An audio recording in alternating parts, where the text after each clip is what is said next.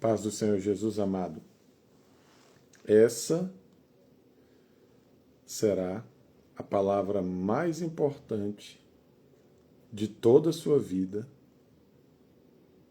para alguns de vocês, ou a mais importante desse ano. Você que está me acompanhando pelo TikTok, está um pouco embaçado, mas é um defeito no celular. Vamos orar?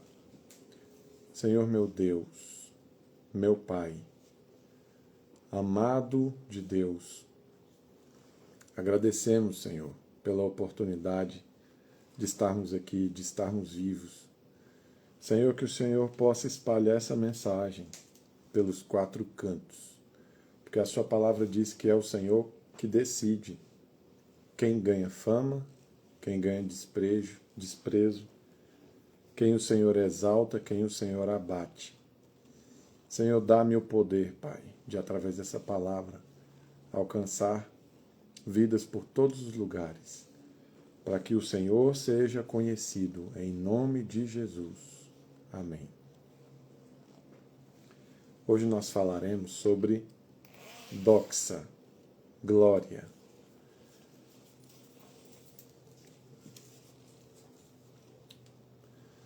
Essa palavra diz o seguinte: doxa, em grego, significa opinião, julgamento, ponto de vista, opinião estimativa, seja boa ou ruim, a respeito de alguém. No Novo Testamento, sempre uma opinião positiva a respeito de alguém, que resulta em louvor, honra e glória. Esplendor, brilho, porque são muitas definições possíveis, dependendo do seu contexto. Então, dependendo do contexto, significa uma coisa, dependendo de um outro contexto, significa outra. Esplendor, brilho, por exemplo, da lua, do sol, das estrelas, magnificência, excelência, preeminência, dignidade, graça, majestade, também é algo que pertence a Deus, a majestade real que pertence a Ele como Supremo Governador, majestade no sentido da perfeição absoluta da divindade, é algo que pertence a Cristo, a majestade real do Messias, o interior absolutamente perfeito ou a excelência pessoal de Cristo, majestade dos anjos, a mesma condição de Deus Pai no céu para a qual Cristo foi elevado depois de ter concluído sua obra na terra, a condição de gloriosa bem-aventurança a qual os cristãos verdadeiros entrarão depois do seu retorno ao céu. Por que retorno? Entrarão depois do retorno do seu Salvador no céu. Vamos ficar com uma parte dessas definições, que é essa daqui, ó. Opinião, julgamento, ponto de vista, opinião estimativa, seja boa ou ruim a respeito de alguém. No Novo Testamento, uma opinião sempre positiva a respeito de alguém, que resulta em louvor, honra e glória. Então, levando em consideração que glória é a opinião positiva, vamos entender então o que significa isso? Em Filipenses 3:3 diz assim, ó, porque não é a circuncisão que nos torna filhos de Deus. Nós adoramos a Deus por meio do seu Espírito. Ou seja, circuncisão era uma operação feita no Antigo Testamento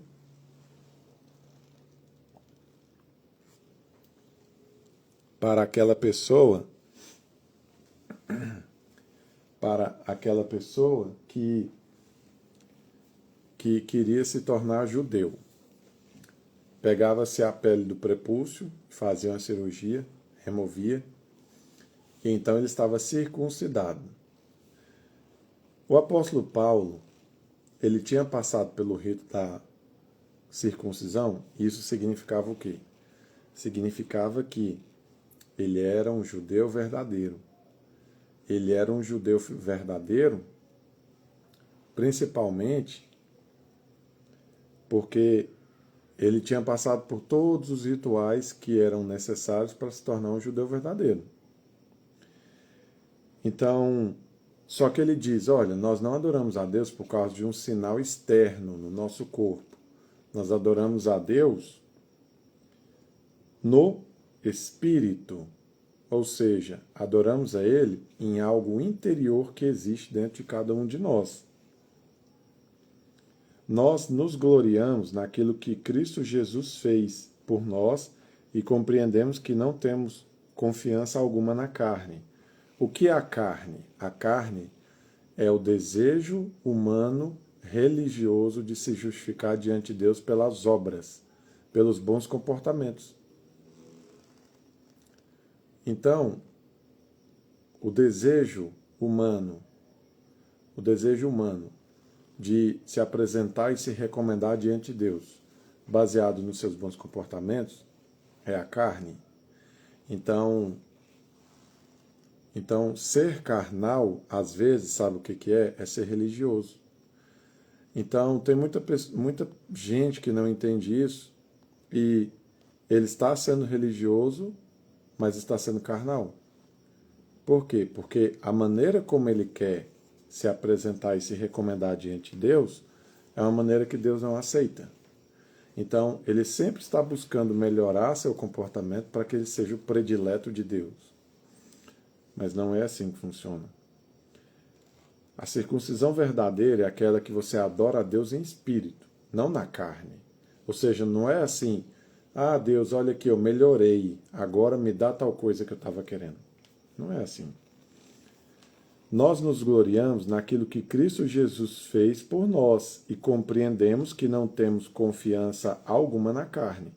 Ainda mais eu também poderia colocar minha confiança nessas coisas, pois se alguém tem motivos para confiar na carne, esse alguém seria eu. Porque eu passei pela cerimônia de iniciação judaica, sendo circuncidado quando tinha 8 dias de idade, pertencente ao povo de Israel, à tribo de Benjamim, genuíno hebreu. Além do mais, era membro da seita dos fariseus, que exigiam a mais estrita obediência a todas as leis e costumes judaicos. Eu era sincero a ponto de perseguir grandemente a igreja e procurava obedecer minuciosamente até o extremo de cada preceito e regulamento judaicos. Entretanto, todas essas coisas que eu antigamente julgava muito valiosas, agora lancei-as todas fora, a fim de poder colocar a minha confiança e esperança somente em Cristo. Sim, todas as outras coisas perdem o valor quando comparadas com o ganho inestimável de conhecer a Cristo Jesus, meu Senhor. Eu pus de lado tudo o que mais, achando que valia, tornando-se menos do que nada, a fim de poder ganhar Cristo e tornar-me um com Ele, não contando mais em salvar-me por ser suficientemente bom ou por obedecer às leis de Deus, mas pela fé em Cristo como meu Salvador, porque a maneira de Deus nos fazer justos diante dele se baseia na fé. Então, veja, o apóstolo Paulo, antes ele vivia pelo quê? Pela glória dos homens. Como que isso manifestava na vida dele? Manifestava da seguinte forma: tudo que na religião judaica era valorizado, o apóstolo Paulo fazia. Então, ele foi circuncidado no 8º dia, ele era, digamos, raça pura, descendente da tribo de Benjamim, porque os judeus, eles supervalorizavam você ter uma descendência pura. Então pensa, vamos dizer assim, qual um homem notável? Vamos dizer Albert Einstein. Digamos que você é o e aí, Patrick? Neto do Albert Einstein. Aí você começa a falar, olha, eu sou neto do Albert Einstein, sou descendente direto dele. Então, é bem isso. Paulo, ele era um descendente direto de Benjamim, filho de Jacó. Então, tudo aquilo que dava para se gloriar, para se conquistar a opinião positiva das pessoas, no contexto da religião judaica, tudo isso o apóstolo Paulo tinha. Se fosse transferir para os dias de hoje, é como se ele fosse um cachorro cheio de pedigree. Ou então um animal, um cavalo cheio de pedigree, cheio de raça, cheio de habilidade. Então, nos dias de hoje, de fato, como que seria? É como se ele fosse. Hoje em dia, o que é uma profissão supervalorizada é a de médico. É como se ele fosse médico, rico, bonito, estudado, culto, intelectual e mais um monte de coisas. Pensa tudo que alguém pode ter de sucesso, com uma mulher linda, filhos lindos, morando no melhor lugar do mundo, mais caro lugar do mundo por metro quadrado. Imagina uma pessoa que tudo que tem para si, sendo famoso, poderoso, tudo que se tem no mundo para que uma pessoa conquiste a opinião positiva dos outros, o apóstolo Paulo tinha, na época dele, na religião judaica. Então, é como se tudo aquilo que todo mundo acha louvável, ele tivesse. Então você imagina um cara rico, poderoso, famoso, que tem acesso às pessoas mais poderosas do mundo, mais famosas do mundo, que tem acesso a tudo. Então, era como se Paulo fosse isso. Para a época dele, no contexto da religião judaica, ele era tudo. Ele era fariseu. A seita mais importante, mais alta dos judeus, ele fazia parte. Então, o apóstolo Paulo, ele tinha alcançado o topo do sucesso no mundo antigo, no mundo na era de Cristo.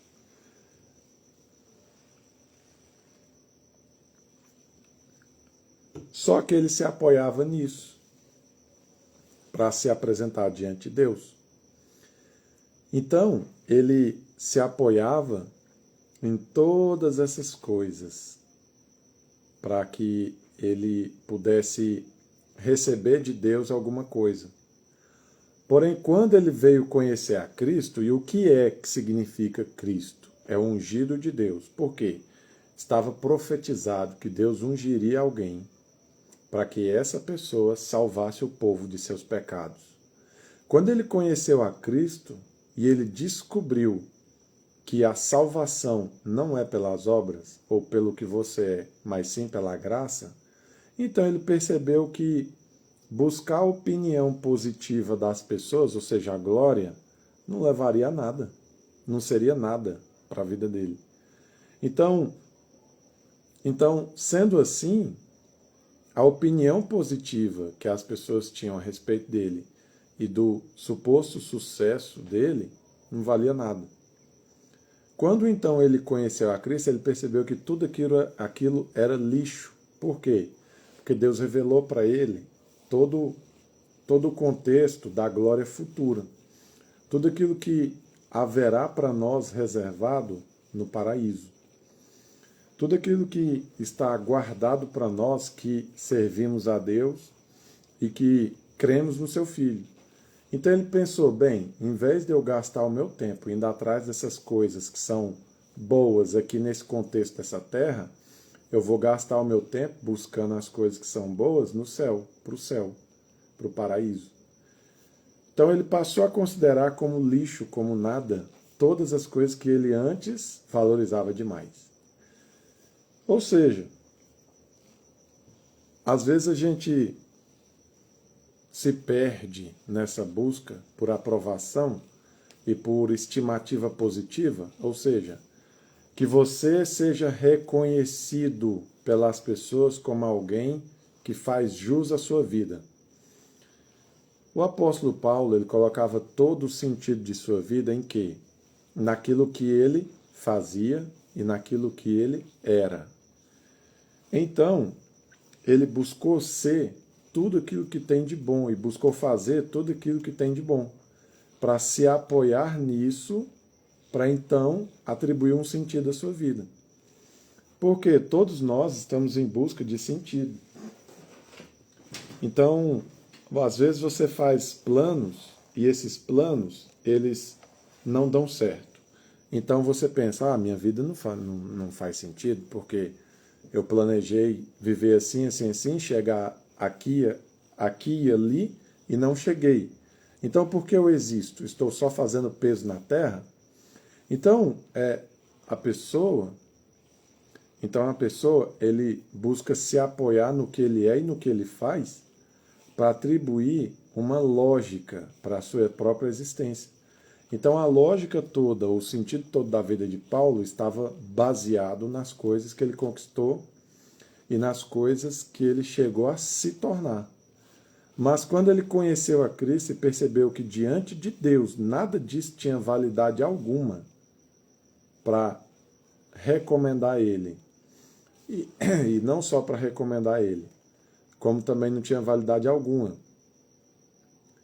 para a vida futura, não tinha validade alguma para aquilo que vem depois, aí ele percebeu que ele estava se dedicando em algo que não faria sentido, não levaria ele a algo eterno, que era tudo passageiro, que era tudo lixo.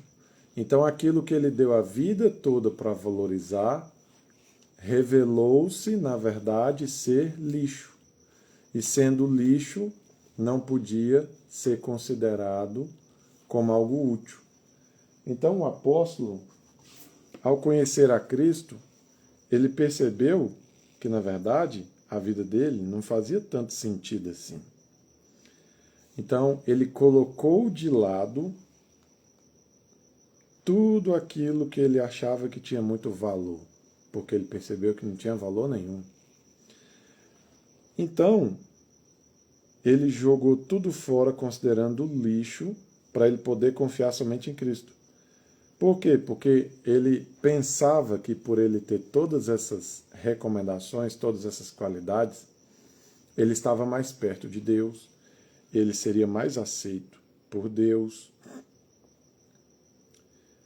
porque ele confiava na sua justiça própria. O apóstolo Paulo ele diz assim que ele era irrepreensível no tocante à obediência de todas as leis. Por que que ele diz isso? Não existe base bíblica para ninguém pensar que existe alguém que não peque. Todos nós pecamos de muitas maneiras. O que Paulo, na verdade, quis dizer, ele estava se referindo sobre os pecados visíveis. O Papa peca, o pastor peca e todos nós pecamos. Porém, você não conhece os pecados do Papa. E o Papa não conhece os seus. Então, aos olhos dos homens, nós podemos ter comportamentos aceitáveis. Então, o apóstolo Paulo, ele era irrepreensível no tocante aos pecados visíveis. Então, ninguém sabia que pecados ele tinha. Por quê? Porque ele era muito diligente na sua prática cristã. Cristã não, judaica. Ele não era cristão nessa época.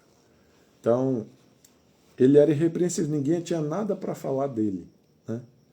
Só que isso não significa que ele não pecava, porque ele mesmo escreveu que não há ninguém que não peque. Então ele estava se referindo a um tipo de pecado, que são os pecados públicos, né? No Brasil tem um justiceiro social que é repórter, advogado e agora está cursando para medicina, que é o Ben Mendes, youtuber, que ele se envolveu numa confusão aí esses dias. Saiu no jornal da Globo.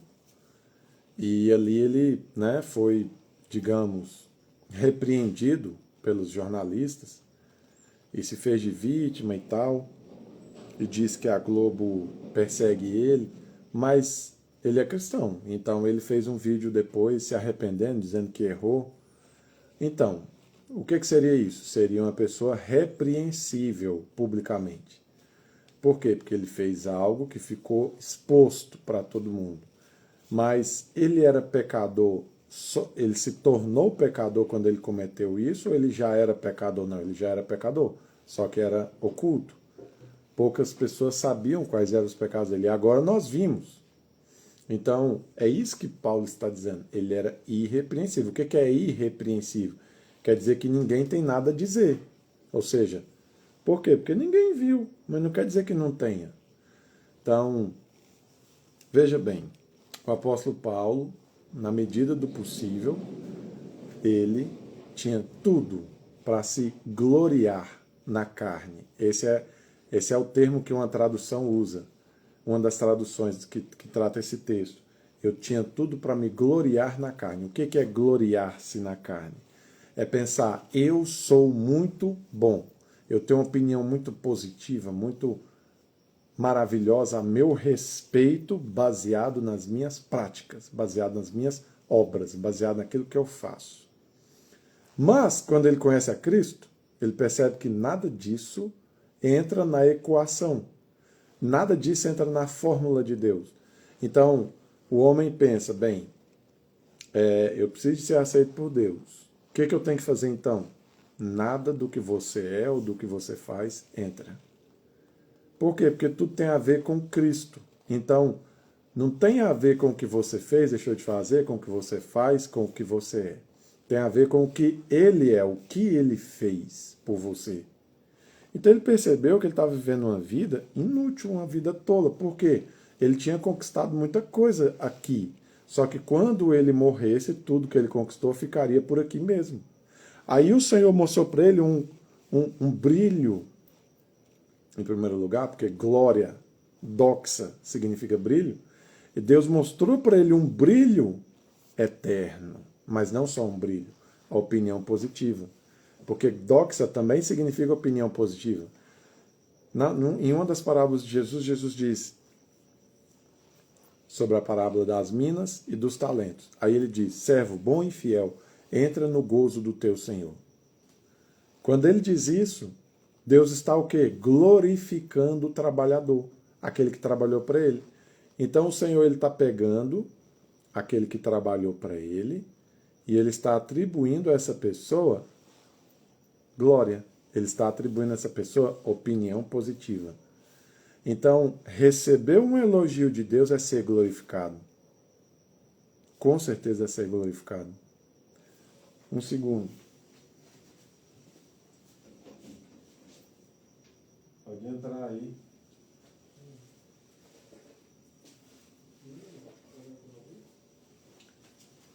A opinião positiva de Deus é melhor do que a opinião positiva dos homens. Então Paulo, ele começou a descobrir isso quando? Com Cristo. Um dos celulares está descarregando. Com Cristo, ele passou a entender que o que valia de fato não era a opinião positiva que os homens tinham dele, mas sim a que Cristo tinha dele. Então pensa, para os homens, o que valia? Para os judeus, para os fariseus, os mestres da lei. Para os fariseus, perseguir os cristãos era algo bom. Então Paulo perseguiu os cristãos. Por quê? Porque ele estava procurando a glória dos homens. Pensa ali um mestre da lei, um fariseu, um saduceu, um escriba. Quando alguém perseguia um cristão, eles ficavam tremendamente felizes. A gente tem que destruir esses cristãos, hereges mesmo. E Paulo, ele era perseguidor da igreja. Quando Estevão foi morto injustamente, indignamente, por pregar o evangelho, Paulo estava assistindo. E ele não fez nada, nem se comoveu, e talvez, quem sabe, ele não ajudou a dar algumas pedradas. Então, Paulo, nessa época, ele buscava a opinião positiva, a opinião boa de quem? Dos homens, daqueles que eram do mundo. Lembrando que doxa, que é glória, a palavra glória na Bíblia significa doxa. Não é que significa doxa. No original é doxa. E traduzindo doxa para o português significa muitas coisas. Uma delas, brilho, esplendor, glória. Glória não, glória é a própria palavra. Opinião positiva, pensar bem a respeito de alguém, ser elogiado. Por exemplo, se você busca os elogios, você está buscando o quê? Glória, doxa. Então, o apóstolo, em nome de conseguir a doxa dos homens, a glória, né, a opinião boa deles a respeito dele, perseguia a igreja. Então, ele que na religião judaica tinha alcançado o topo do céu, o sucesso todo, e inclusive perseguia a Cristo, porque Jesus disse, você está perseguindo a mim, não é só a igreja. Se você persegue a igreja é meu corpo, então você está me perseguindo.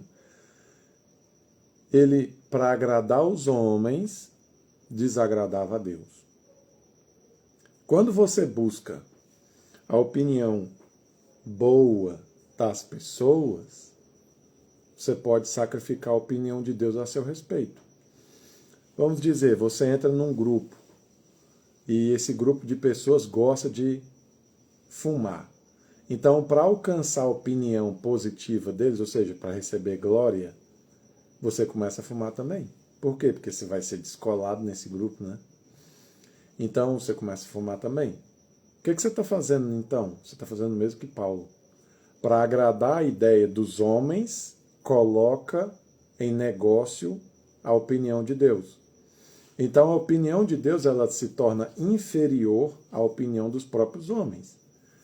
Então, quando Paulo percebeu o que ele estava fazendo, quando Cristo veio sobre ele, uma luz iluminou seus olhos, ele ficou cego de tão forte que era aquela luz. E que luz era aquela? Cristo. Que os olhos dele ficaram cheios de escamas. Depois, mais tarde, ele recebeu uma oração de cura e as escamas caíram dos seus olhos e ele voltou a ver. Só que tudo isso é no sentido figurado, porque Jesus ele tem uma unção de fazer dar vista aos cegos. Paulo era cego, mas não dos olhos, do coração. Quando foi revelado para ele a verdade, e ele então viu, ele percebeu, meu Deus, a vida inteira eu fiquei aqui, vivendo esse tipo de vida, porque me disseram que essa era a vida que eu tinha que viver, para que eu seja glorioso, bem-sucedido, para que eu tenha respeito. Então, em nome de respeito, ele fazia coisas que desagradavam a Deus, como, por exemplo, perseguir a igreja. Então, sempre que nós colocamos a glorificação humana acima da de Deus, inevitavelmente você cai em pecado. Você desagrada ao Senhor em alguma coisa. Então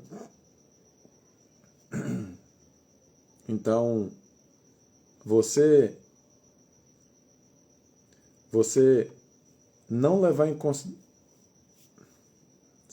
em consideração o que o Senhor pensa, mas apenas considerar aquilo que um grupo de pessoas pensa, leva você a desagradá-lo. Mas veja bem, o texto continua dizendo, 1 João 2,15 diz assim, não ameis o mundo, nem o que nele existe. Se alguém ama o mundo, o amor do Pai não está nele. Pois tudo o que há no mundo, as paixões da carne, a cobiça dos olhos e a ostentação dos bens, não provém do Pai, mas do mundo. Ora, o mundo passa, assim como a sua volúpia, concupiscência. Entretanto, aquele que faz a vontade de Deus permanece para sempre, eternamente. Então veja bem, quando alguém ama o mundo, o que acontece? Quando você ama o mundo, você fica preso naquilo que é do mundo, naquilo que procede do mundo. Quando você, amando o mundo, faz aquilo que agrada o mundo, você demonstra que o amor do Pai não está em você. Porque o amor do Pai, ele é manifestado em você desapegar-se daquilo que pertence ao mundo. Ao invés de apegar-se, desapegar-se.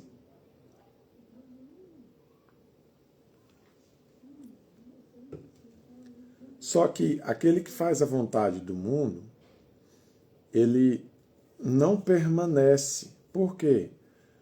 Fazer a vontade do mundo é como trabalhar. Se você trabalha a troco de um prato de comida, quanto tempo dura? Dura uma refeição, né? Você vai comer e acabar. Se você trabalha por US$ 1 quintilhão, quanto tempo dura? Vai durar bastante, muito mesmo. Talvez a sua vida inteira, mais uma hora vai acabar. Então, aquele que trabalha para aquilo que é do mundo, o salário que ele recebe em troca acaba, é temporário. Mas aquele que trabalha fazendo a vontade de Deus, ao invés de fazer a vontade do mundo, aquilo que ele faz dura para sempre. Por quê? Porque o galardão de Deus é eterno. Então aquele que faz a vontade de Deus permanece para sempre aquilo que ele fez. E ele também, porque ele fez a vontade de Deus. Qual é a vontade de Deus? Que creiamos no Filho dele e amemos como ele nos amou. Essa é a vontade de Deus, que creiais no Filho e que você ame ao seu próximo e ame ao Senhor, como ele te ama. Então essa é a vontade de Deus. Você faz a vontade de Deus, então você permanece. Agora, aquele que não fez a vontade de Deus, que é essa, ele passa. Ele está vivo aqui por um tempo, mas depois ele vai ser morto e ele estará morto eternamente. Só que quando ele aprofunda em fazer a vontade de Deus, ele vai também fazer a obra de Deus. A obra é o quê? Oi, Paula, bem-vinda. Aquele que se aprofunda e ele vai fazer também a obra de Deus, que é o trabalho que Deus tem aqui nesse mundo, aquilo que ele faz para Deus é como se ele trabalhasse a troco de um salário. Só que o salário que Deus dá dura para sempre. Então, imagina alguém que te dá um dinheiro que não acaba. Aqui não existe isso, né? Não existe. Mas, se existisse, então, todo trabalho que nós temos em Deus, ele é permanente, pela eternidade afora. Então, compensa você trocar algo que dura por um tempo, depois desaparece, depois some, por algo que dura eternamente? Não compensa fazer essa troca. Essa troca ela é insensata. É muito melhor você trabalhar por algo que dura eternamente, por algo que não acaba. Então, esse texto diz que o mundo, com a sua concupiscência, que são os desejos que os olhos despertam, com a sua cobiça e com a sua ostentação, passa. O que é ostentar? A característica da ostentação é você ter para mostrar. Você sabia que se você vive nesse mundo e você conquista alguma coisa e não mostra, não faz sentido a vida que você leva? Então, tudo que existe no mundo está atrelado, vinculado à ostentação. Para você entender isso é muito simples, muito simples. Imagina você e você alcança o cargo mais alto da Terra e você ganha o maior salário da Terra. Mas só que no dia seguinte, a você receber o seu primeiro salário, assim, todo mundo desaparece do planeta, só fica você. Aí você tem ali o planeta inteiro para você, todos os carros, motos, casas, apartamentos e o maior salário da Terra, mas você não tem ninguém para ver que você alcançou essa posição. Você não tem ninguém para ver que você alcançou esse patamar. Se você não tem ninguém para ver o que você alcançou, qual é o sentido de você ter essas coisas? Nenhum. Então, perde-se o sentido se você não pode ostentar. Pensa, você sonha em ter aquele apartamento dos sonhos. Só que aquele apartamento dos sonhos só faz sentido quando você pode ostentar ele. Se você não pode ostentar esse apartamento dos sonhos, então não faz sentido você possuí-lo. Qual o sentido de você possuir esse apartamento se ninguém pode ver você nele?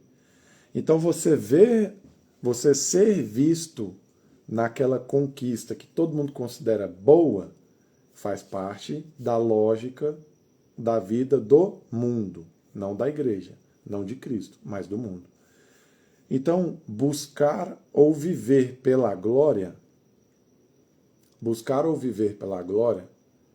é o que faz sentido nessa terra, nesse plano, nesse planeta, nessa vida. Quando você perde, então, a capacidade de ostentar, de cobiçar, você sabe, olha, para você ver, está escrito em 1 João 2.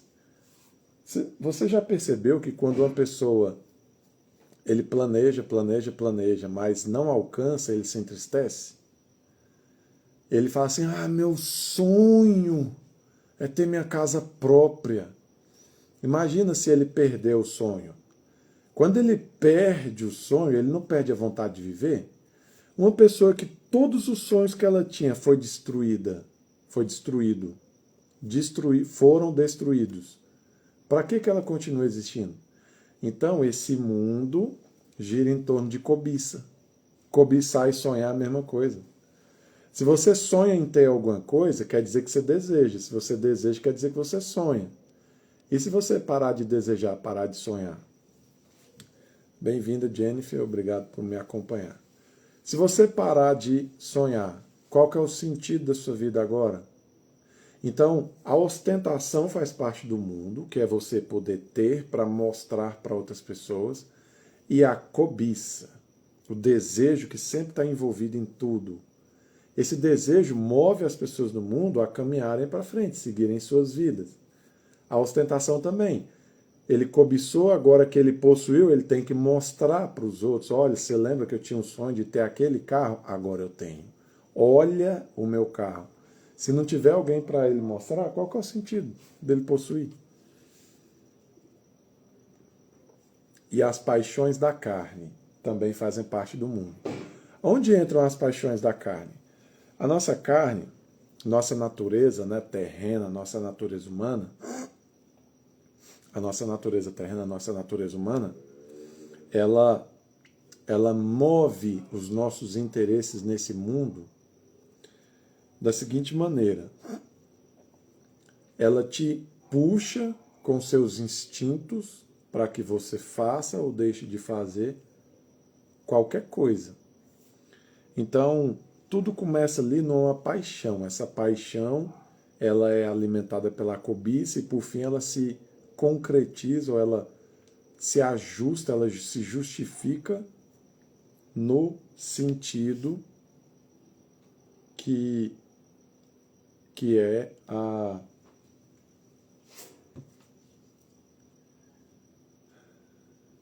ostentação.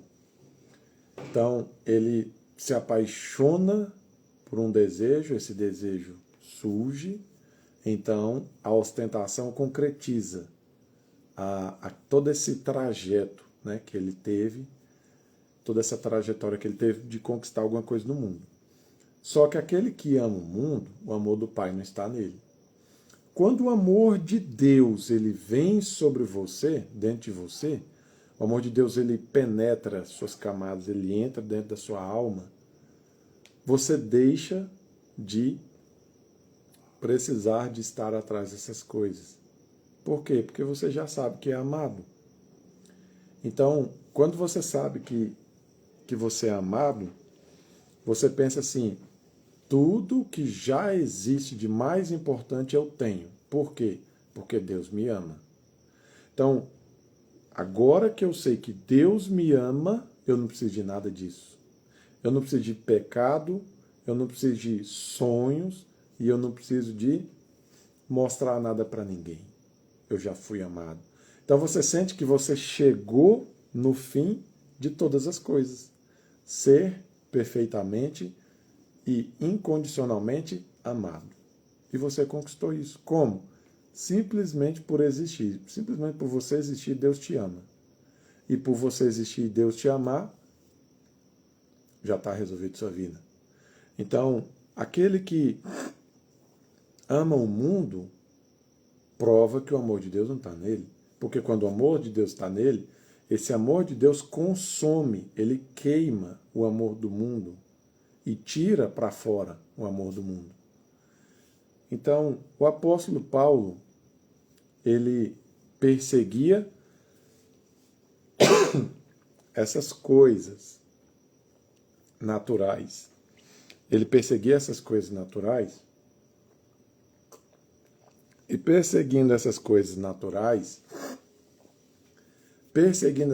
naturais, o apóstolo Paulo, ele via que tudo aquilo pelo qual ele vivia e fazia só iria durar por um tempo e só serviria para cá, para essa terra e para esse mundo. Não serviria para depois daqui, não serviria para a glória. Então, quando ele percebeu isso, ele abdicou-se de viver uma vida buscando a estimativa positiva, a opinião boa das pessoas para ele, e passou a viver por aquilo que realmente importava, por aquilo que realmente fazia sentido, que é viver pela glória de Deus. Sendo assim, todos nós, eu e você, sempre precisamos de encontrar um sentido na vida, seja ele qual for. Às vezes o sentido de vida que você encontra só gira em torno daquilo que as pessoas vão pensar de você, né? De você receber tapinhas nas costas, assim, e falar, nossa, você é um campeão, você é um vencedor. Mas depois você vai morrer e tudo isso vai se perder. De que adiantou ganhar uns tapinhas nas costas, né? De que adiantou você ser elogiado, mas por fim aquilo ser efêmero como uma fumaça que se dissipa e vai embora? Não compensa viver por coisas tão efêmeras, tão passageiras, tão transitórias. E a Bíblia diz isso. Ela diz que é muito melhor que você viva por aquilo do qual permanecerá com você para sempre. Para você fazer isso, você tem que entender que Cristo é a chave, Cristo é o centro, Cristo é o mais alto. Sendo Ele, Cristo, o mais alto e o centro, então, dedicando-se a Ele, você pode experimentar todas essas coisas. Quais? Aquelas que permanecem. E abdicar-se dessas coisas que são passageiras. Então, essa foi a primeira parte. Amanhã farei mais uma parte. E agradeço a você por estar até aqui. Essa live ficará gravada no Instagram, para você poder assistir ela do início e poder rever quantas vezes você quiser. Vamos orar? Senhor Jesus, que o Senhor possa continuar dando entendimento verdadeiro e profundo a respeito dos seus segredos, a respeito dos seus tesouros. Quebra agora toda opinião que é fruto de setas malignas. E em nome de Jesus, coloca as ideias certas na mente e no coração desses ouvintes. Assim seja. Amém.